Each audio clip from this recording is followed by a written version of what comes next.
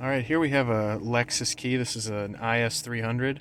It has a button on the side here that you will press in and pull up on this here, and that will release a key. So here's the key that pops out. It's got a very narrow end to it, so you can see that. So on here, inside there, you may not be able to see it, but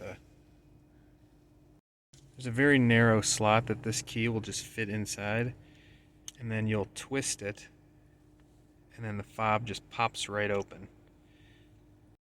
So it'll pop open just like that with the key, and you have your CR2032 battery, and you'll just pop it out from this side and pull up, and it'll come out from under these hooks.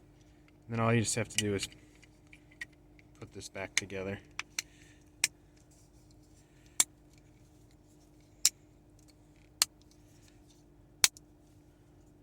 And then you'll slide your key back in. Here's my key. It's very small and light, so you got to be careful with this. It seems like something that you could easily break off. Snap that back in, and you're all set. Thank you for watching.